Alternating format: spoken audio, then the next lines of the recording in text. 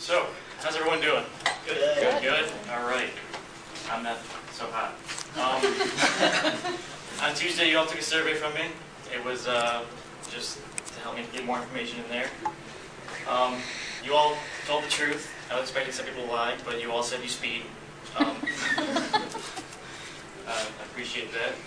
But how much do you guys like to go fast? Personally, I like going fast. But not every car can.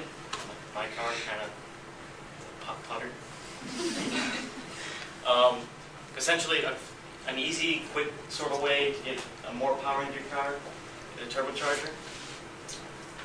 Basically, just the one thing right there is it. That's just more pieces to it. It's a complete system. Essentially, a turbocharger is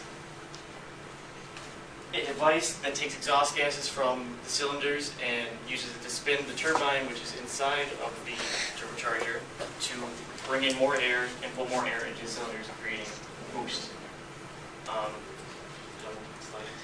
Essentially, that's the system right there. You see the turbine up in the top there. It's got two sides. The orange is the exhaust gases leaving the cylinder to go up, spin the turbine. The left side of the turbine is spinning the opposite direction, bringing in air, forcing it down through some piping going into the intercooler, which is cooling the air, making it more dense so more air can go into the cylinder, creating more boost. The history of turbochargers. The first one was patented, whatever, by Swiss engineer Alfred Wouchy in 1905. Turbochargers were first used in vehicles in World War I, and it wasn't like a car, it was more of aviation. The French used them because turbochargers make the air more dense so they can get higher in the sky. The first vehicle to drive with a turbocharger was in 1938, and it was mostly diesel trucks, like semis and stuff like that. And through the 1950s and 60s, the U.S. experimented with racing with turbochargers. That was mainly in the U.S. 1962, General Motors released the first vehicles to come with a turbocharger from the factory. Those were the Chevy Corvair and the Oldsmobile Cutlass. Meanwhile, in Europe, they were also experimenting with them, and they mostly stuck to diesel cars like the Golf. There are other forms of boost things, forced induction kits. Turbochargers is my personal favorite. You got the centrifugal supercharger, the positive displacement supercharger, and then you got the turbo. The centrifugal, I have no idea how to say it.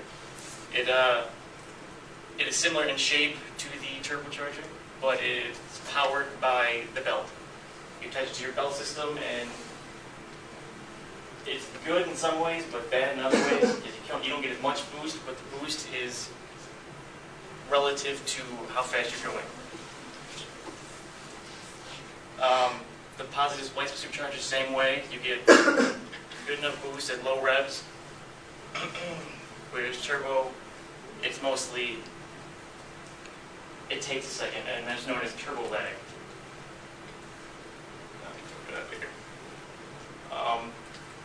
Turbo lag is basically the air, how long it takes to get from the turbo to the wheel, or to the cylinder, creating, okay, let me retrace that. Turbo lag is basically how long it takes the boost to get to the wheels. And you experience that by, say you're pushing the gas and it's all the way to the floor, and you're not going anywhere. You're just kind of cruising putt-putt like my car. After about 3 seconds or so, the power's going to reach the wheels, and you're just going to take off. It's just a delay between the turbo and the piping. Between these devices, a way to figure out which one is better, besides prices. The blue line represents the turbo. Clearly, it provides more power, more boost.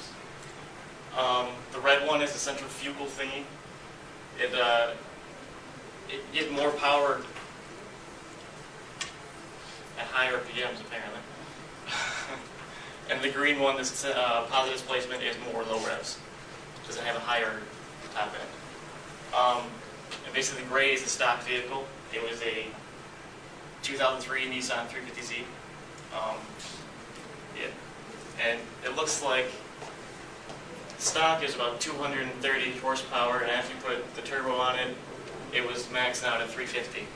That's a pretty big jump for a car.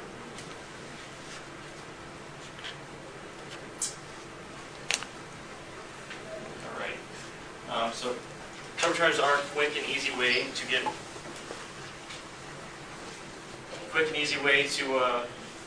increase the performance of your vehicle. Not necessarily cheap. There's one system I was looking at for a car I like. Kind of weird with that, but it costs $7,000 for a complete system. You could buy another car for that. Why is it dancing? I'm gonna set that down. But yeah, it's a quick and easy way to dramatically increase performance. And so, if speed is your thing, and all you want is more speed, then I recommend a turbo. If you've got $7,000 sitting around, or you can just give it to me. So yeah, that's basically it.